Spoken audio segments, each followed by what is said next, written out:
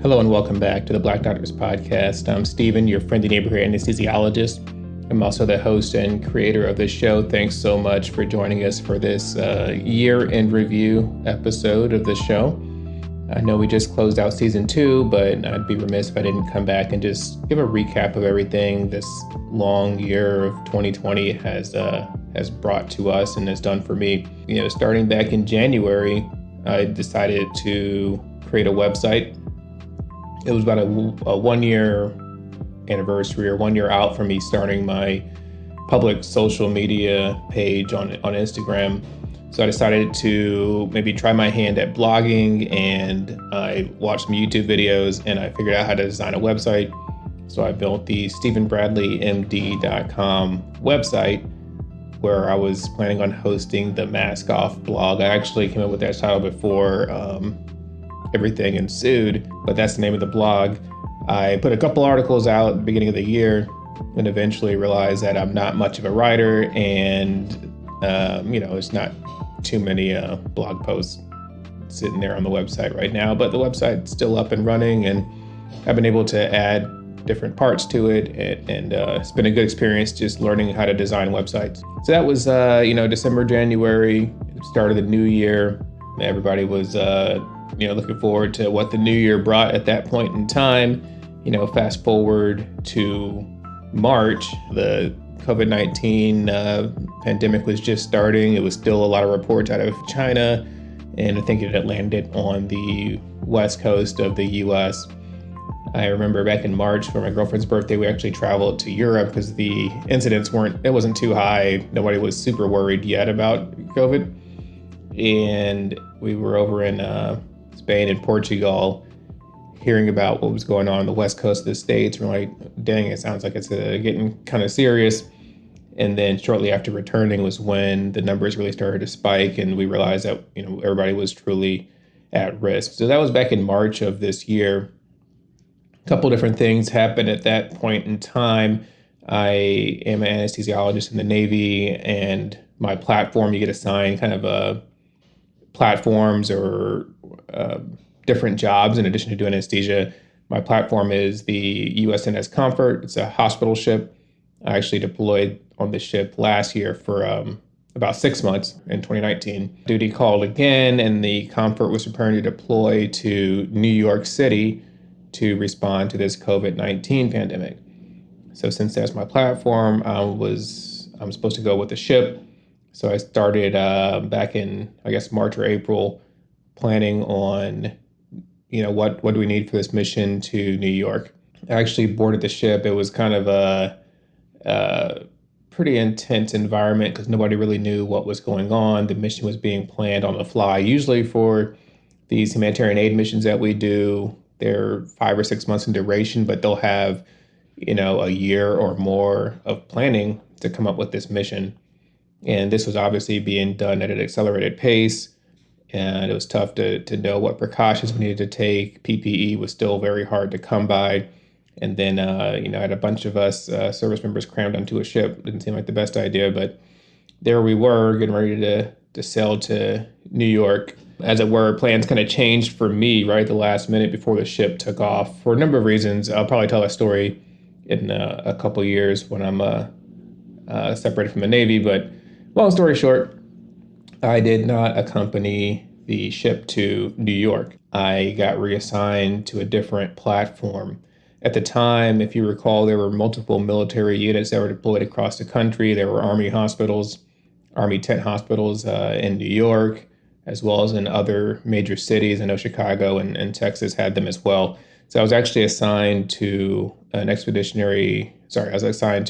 field hospital for a little bit of time. I was on the hook for a couple of weeks, and that mission never really materialized. So I didn't go anywhere. I just kind of stayed at my normal hospital and worked in the operating rooms. The peak of COVID, we had stopped doing elective cases. So it was mostly just urgent, emergent, and then mission essential cases. So with the Department of Defense, there's a little bit of urgency to some of the surgeries that we do because we do work to make sure the military can continue to function and essential assets and service members are healthy enough to do their job. So there I was, I was touching base with my colleagues that were up in New York on a comfort, reading the news stories about what's going on and hearing about how New York was just, being decimated by this pandemic. At the time, my girlfriend lived up in New York as well, so I was hearing firsthand accounts from her about how crazy the stores were, how everything was sold out, and she was just staying at home for the most part. So I'm sitting at home. My mission never really materialized to deploy in the States, but then a different mission came up with a group, an expeditionary medical unit that was going overseas, someplace warm and sandy. So I was picked for this deployment, which meant in June I went out for some deployment training. Now, they build up to this back March, April, May. There was actually a group of us Black male physicians that had gotten together. It started with a kind of a viral social media post, the Don't Rush challenge, I think is what it was called. But a bunch of us guys kind of got together and we were really collaborating to spread information to our community and to people so that folks could hear this information firsthand about coronavirus from people that looked like them and that they could trust, members of their own community. So with this group, the guys from RMRN, so it's Real Medicine right now, we were really working together to push each other to do more. Out of that group, it's probably about a dozen of us. We did multiple publications we collaborated on. We went through the research and just were able to provide good, dependable information for people. We, did our best to kind of inspire and just do whatever we could during this pandemic. We did a bunch of Instagram lives and stories and all that. So one of the things that came out of that group, I was just inspired to kind of do more. And I thought, a really good way to combine all the things that I've considered doing, my Instagram, my now defunct blog, and my website, I figured, hey, let me give it a shot to start a podcast. I've played music for a while during this pandemic. Earlier in the spring, I worked on a different couple pieces of music, performing and then mixing and mastering and editing. And I thought I could just put all this together and start building a podcast. So that's what I set out to do. I watched some YouTube videos. I read some blog posts about how to start a podcast and talked to a couple of people on social media. So I know Dr. Need Darko and then Armchair Psychiatrist are two folks that I really talked to a little bit about, where do I start with this podcast? So the Black Doctors podcast, the idea was born back in April, and I was working to get a couple episodes together to launch the first Monday in June. So now fast forward to this expeditionary medical unit that I was attached to, and we were actually set to start our training in June. And I had like a 2-week notice before I was supposed to leave for this pre-deployment training. Fortunately, I'd already recorded some of the episodes, and I rushed to record a couple more and start getting them edited and posted to the podcast server. So I was actually in Texas doing some pre-deployment training when the podcast officially launched, which was the first Monday in June. It was a bit of a struggle because at the time I didn't know if I was actually going to be deploying with this group or if I was just going to do a training and then come home. I was an alternate for the anesthesiologist going, and if that person had to drop for whatever reason after that 1 month of training, then I would proceed from Texas to overseas. So there's a lot of uncertainty at the time, but everything worked out. I was able to return home at the end of June, and that group proceeded on to their overseas destination. In the meanwhile, the podcast had been going well. I think I had 6 or 7 episodes recorded for that first season, and ended up rounding it out with 8 episodes. And it seemed to be very well received. Thankfully, it is a fair amount of work. Like each episode usually takes about, if it's a 30-minute, 35-minute episode, I'll probably spend an hour at least doing the editing, just getting it ready and doing a little bit of the marketing stuff. I had to learn how to do some social media graphics. I'm not a social media guru or whiz by any stretch of the imagination. So it was a good learning experience for me. And I closed out season 1 and then started recording for season 2. It's overall been a very rewarding experience having this podcast, and I would definitely encourage other people to reach out and to step out and maybe start your own podcast. I think it's a great way to have a platform to use your voice. You can talk about whatever you want to talk about, and there's really a market out there for people that want to hear from you. I think a lot of times we feel like, we don't want to encroach on other people's territories or draw attention away from somebody else, but there really is, enough interest out there for everybody and their support for whatever you want to do. To that end, I'm actually releasing my first masterclass, if you will. I think that's the in vogue title, but 30 minutes to podcast is going to be a course. I'll release it on my website. Should release January 1st of 2021. You can go on there, and I just broke down the nuts and bolts of starting your own podcast so you can learn and hopefully avoid some of the mistakes that I made. It's going to be on my website, StephenBradleyMD.com. There's a link that'll take you to the courses, and the 30 minutes to podcast course will be available there.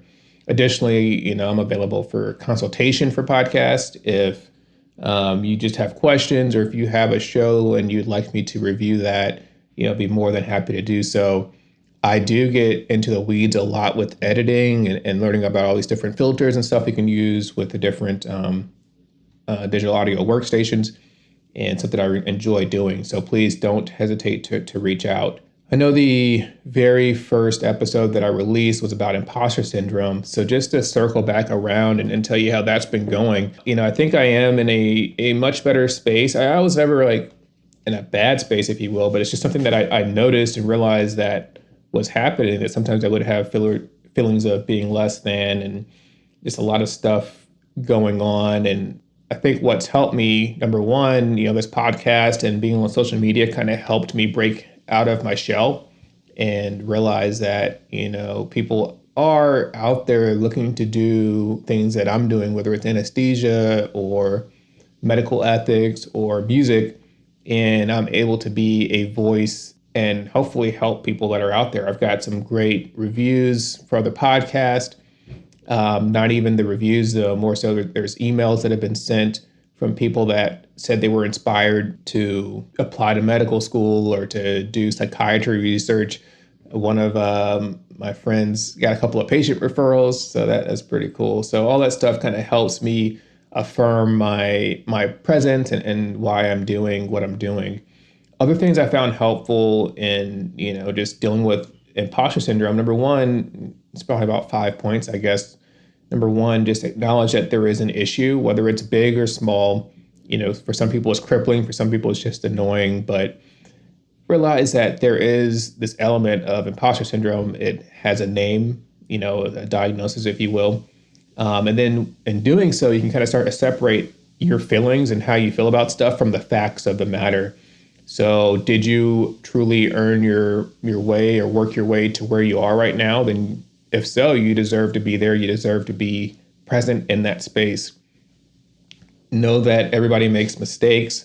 So separate those feelings from the facts. The facts are people make mistakes, but you are where you deserve to be right now. Other things that have helped me is to focus on the positive, look at the things that I'm doing right, look at the people that I'm helping, and just be positive. Take opportunities to reward yourself. I think that the biggest thing that I say to people is to fake it till you make it, because pretty much everybody else is.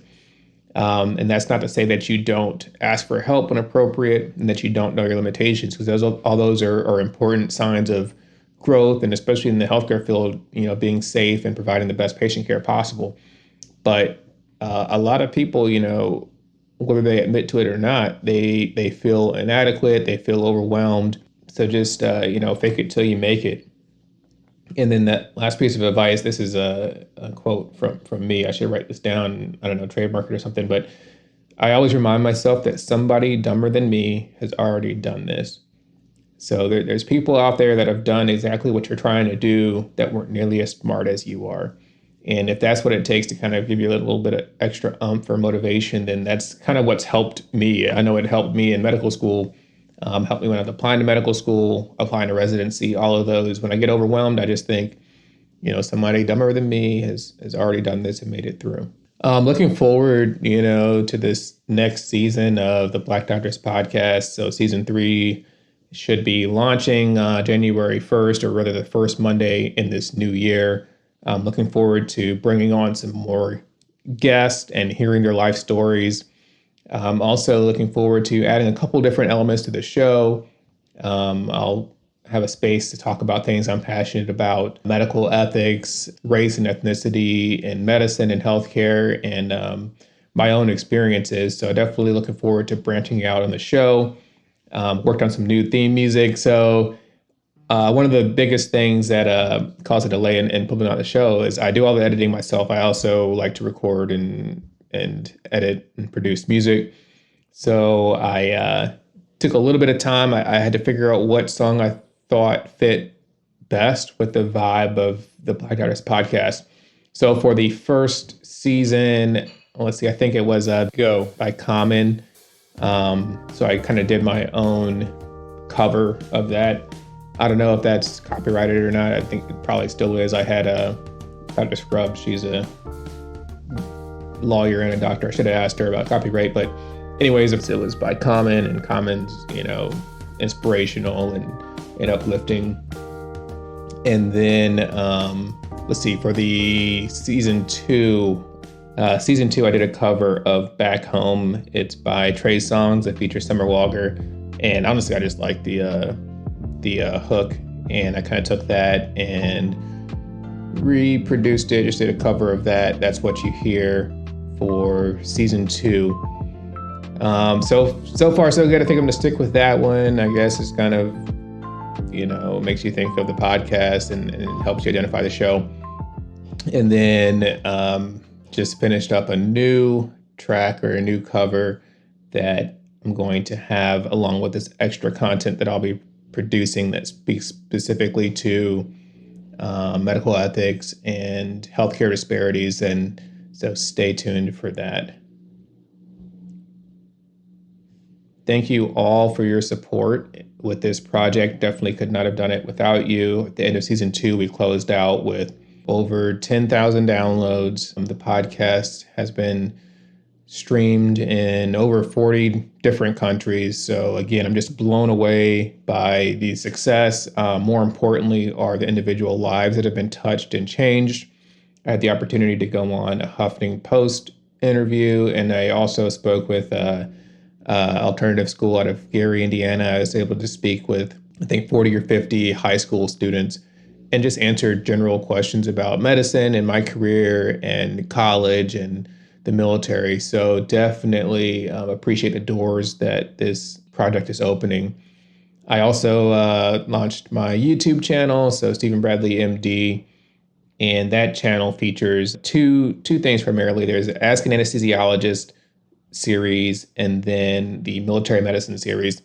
So with military medicine, I talk a lot about my experiences as a medical officer in the United States Navy. The opinions are my own. They're not those of the DoD. And the reason I share that is because a lot of folks end up taking these military medical scholarships because they're thinking primarily about money and paying for school.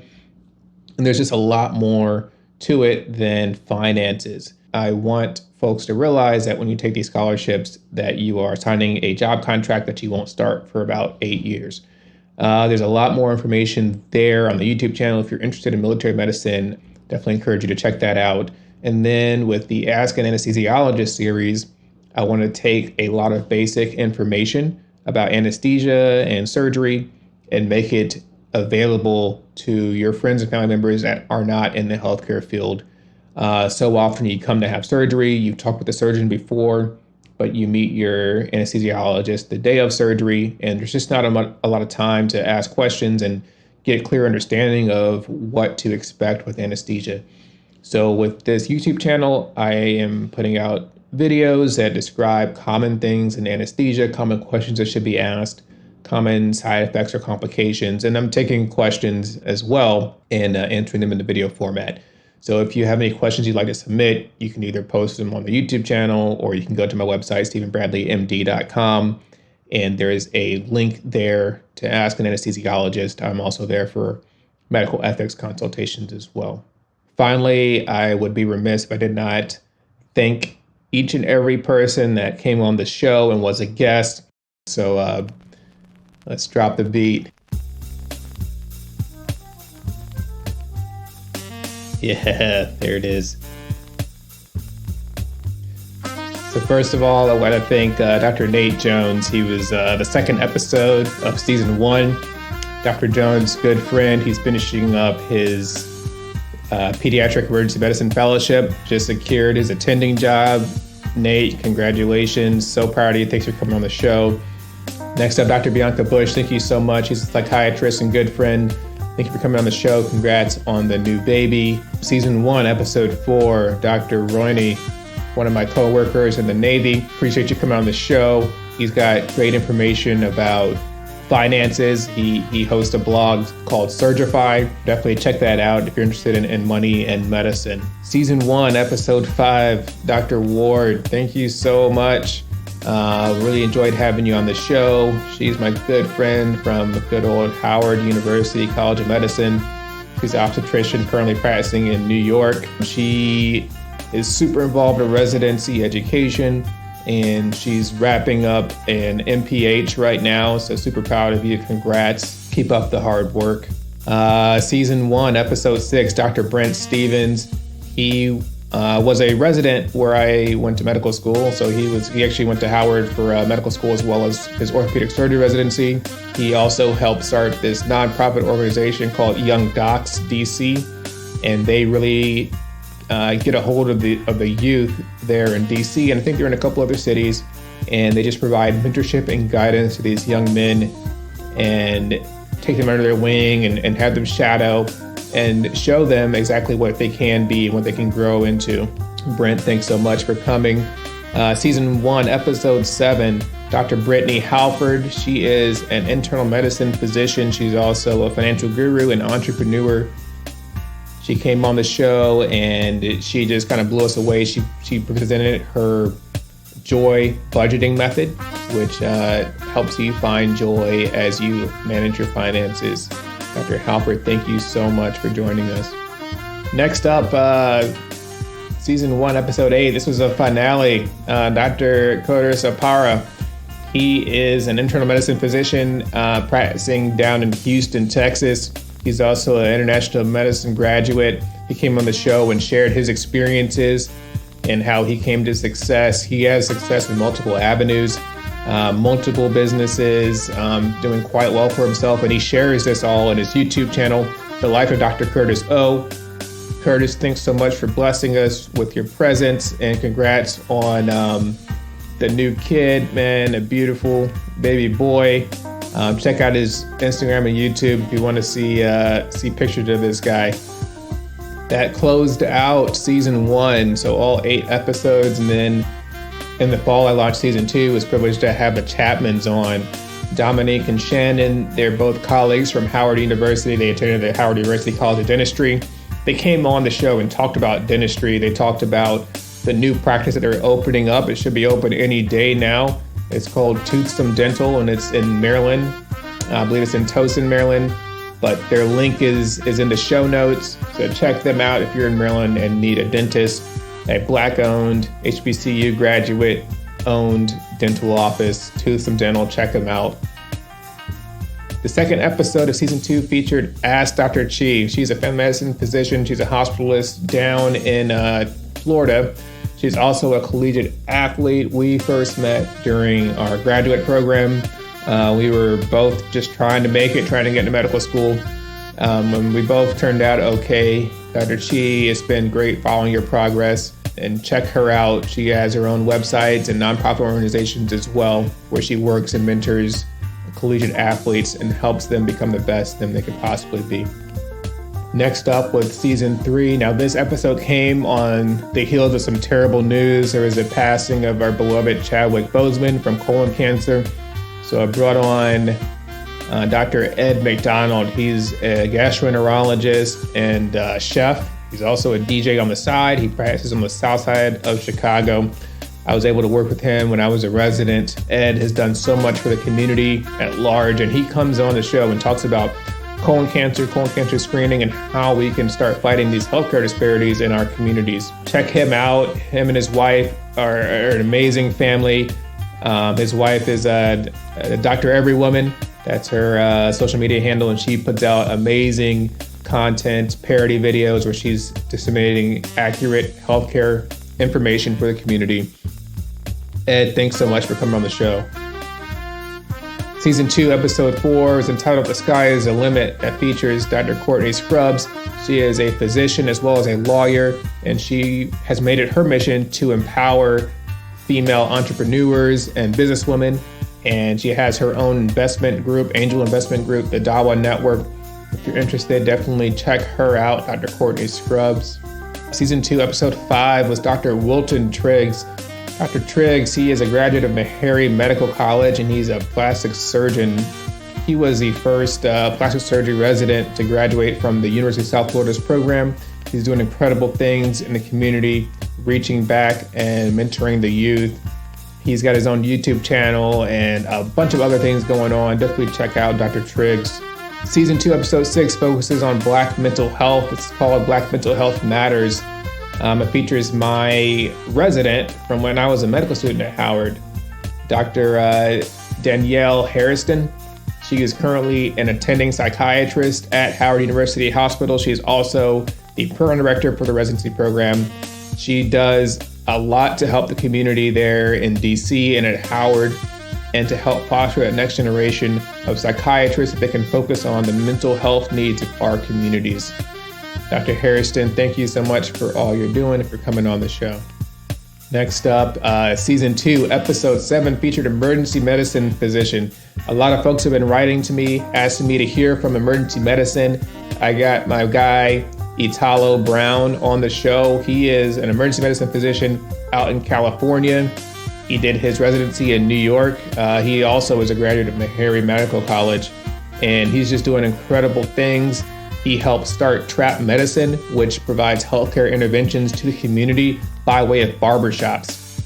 He's also appeared in numerous media outlets, including GQ magazine. He did some video breakdowns for them. Dr. Italo Brown is focused on healthcare disparities and does a lot. Definitely taught me a lot in this episode about what he sees as an emergency medicine physician and how he can have meaningful impact on his community. Season 2, episode 8, it featured Dr. Derica Alexander. She is a veterinarian. We switched gears a little bit. It's called Tales of Diversity in Vet Medicine. I learned so much. I definitely did not know a lot about the life of a veterinarian.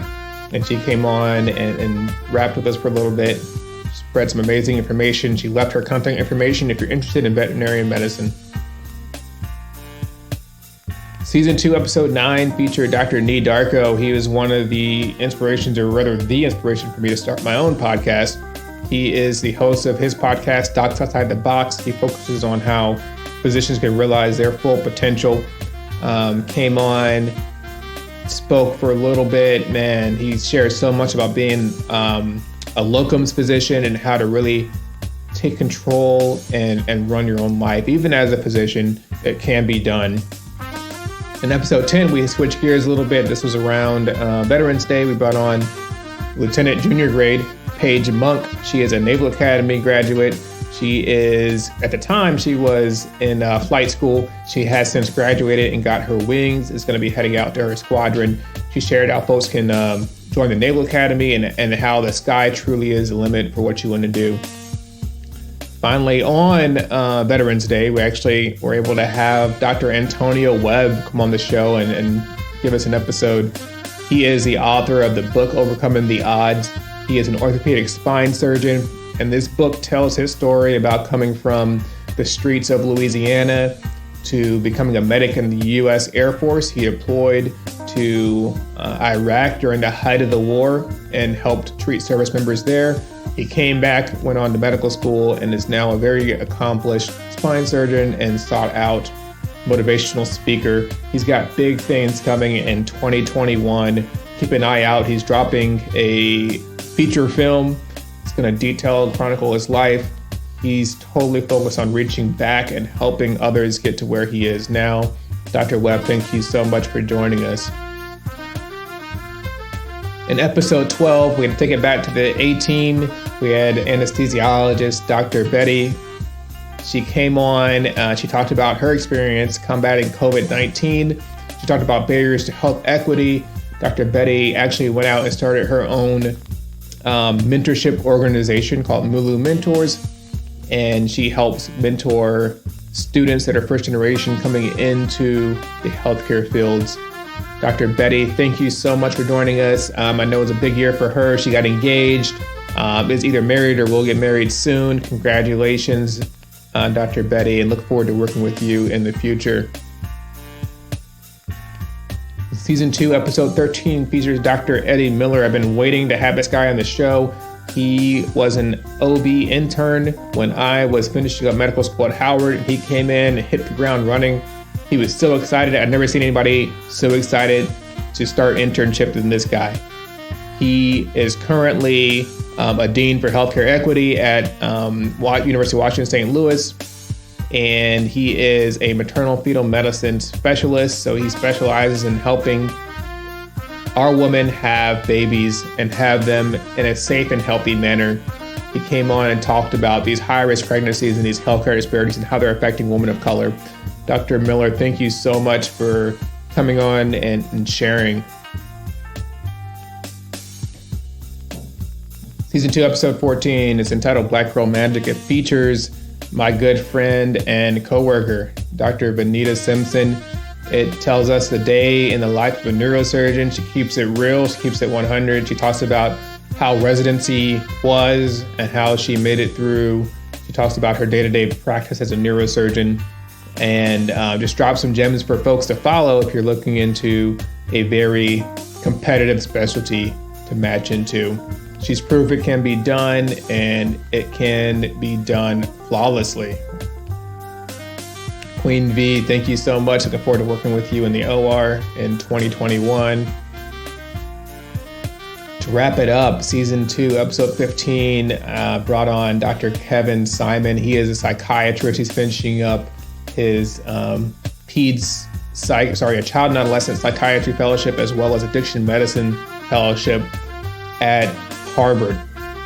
Dr. Simon, he's also married to Dr. Brittany Halford, so it's a family affair.